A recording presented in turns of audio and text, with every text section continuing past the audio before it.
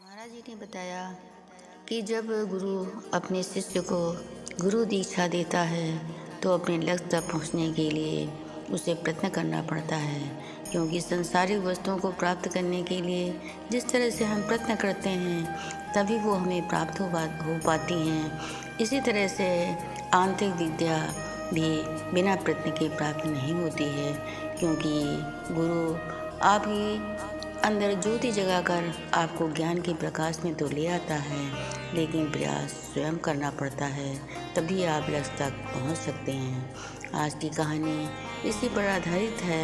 एक राजा के राज में एक गुरु जी का आश्रम था।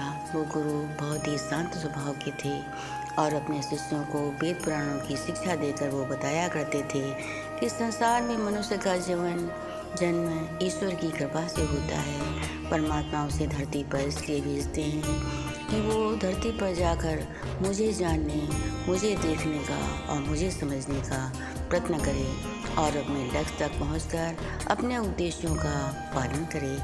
सभी शिष्य गुरु की बातों का अनुकरण किया करते थे।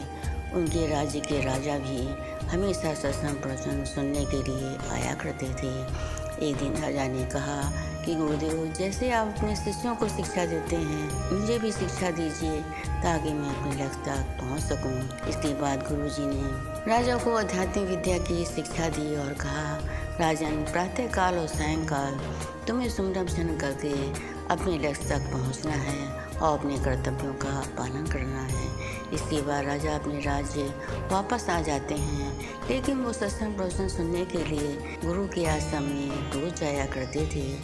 एक दिन उन्होंने गुरु जी से कहा कि गुरुदेव, मैंने आपसे दीक्षा तो ले ली है, लेकिन मेरा मन एकाग्र नहीं रहता। मैं आंतरिक उड़ान और चेतना की ओर आगे नहीं बढ़ पाता हूँ। गुरुदेव, मैं हमेशा भ्रमित रहता हूँ।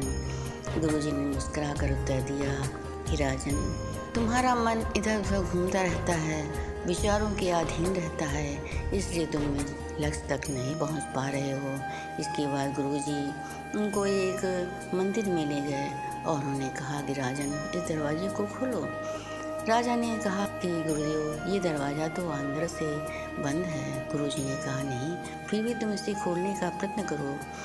राजा ने दरवाज़ा खोला, दरवाज़ा नहीं खुला। राजा ने तब गुरुजी ने एक कंकड़ मारा तो दरवाज़ा तुरंत खुल जाता है। मुस्कुरा करके गुरुजी ने कहा, राजन, तुमने इसका अर्थ समझा? राजा ने कहा, नहीं गुरुदेव, अब मैं आपकी बातों को बिल्कुल भी नहीं समझ पाया।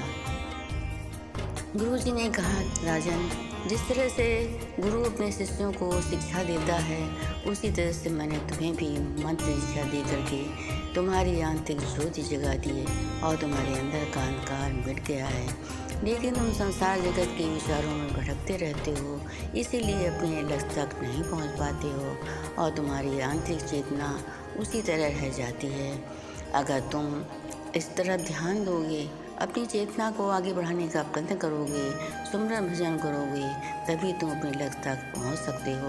आगे बढ़ने के लिए शिष्य को प्रयत्न करना पड़ता है। राजन, तुम्हें भी प्रयत्न करना होगा। इसके बाद राजा ने गुरु के चरणों छुए और अपने राज्य वापस आ गए। राजा अपने राज्य वापस आ गए तो गुरु की आज्ञा का पूर्णतः पालन करने लगे। प्रातःकाल और सायंकाल सुमरन भजन करना, गुरु के आदर्शों को देखना, धीरे धीरे करके राजा ने आंतरिक चेतना को जागृत कर लिया। उनका मन बाहरी विचारों की तरफ न जाकर आंतरिक विचारों की तरफ लगने लगा। उनका मन शांत होने लगा और धीरे धीरे वो अपने लक्ष्य की ओर आगे बढ़ने लगे। राजा जब ध्यान में लीन हो जाते थे तो उन्हें पता ही नहीं चलता था कि हमारे आसपास क्या हो रहा है। वो बड़े शांत मन से समाधि लीन होने लगे। धीरे धीरे राजा ने वो आंतरिक उड़ान भरना प्रारंभ कर दिया। उनके अंदर आंतरिक शक्तियाँ जागृत होने लगी। इसके बाद राजा एक दिन गुरुजी के पास गए। गुरुजी ने पूछा, राजन, अब तुम्हें कैसा लगता है? राजा ने कहा, गुरुदेव, आपकी कृपा से अब मैं पूर्णतः ज्ञान की ओर अग्रसित होने लगा हूँ। मैं जिस चेतना को, जिस आध्यात्मिक विद्या को प्राप्त करना चाहता था, वो विद्या मुझे धीरे धीरे प्राप्त होने लगी है और मेरी आंतरिक शक्तियाँ जागृत होने लगी हैं। क्योंकि आपने सही कहा था कि मनुष्य के शरीर के अंदर ही सारी शक्तियाँ मौजूद होती हैं, उन्हें सिर्फ जागृत करने की आवश्यकता होती है। गुरुदेव, आपकी बताई हुई बातों का अनुकरण करके मैं अपने लक्ष्य पर धीरे धीरे पहुंच रहा हूँ। गुरुजी ने मुस्कुराकर कहा कि राजन, मेरा आशीर्वाद बख्शीश सदैव तुम्हारे साथ रहेगी। इसी तरह से अपनी प्रजा का पालन करो, अपने कर्तव्यों को निभाओ, क्योंकि जो गुरु की बताई हुई बातों का अनुकरण करता है वही अपने लक्ष्य तक पहुंच पाता है। इस संसार जगत में आने का तुम्हारा उद्देश्य धीरे धीरे पूरा हो जाएगा।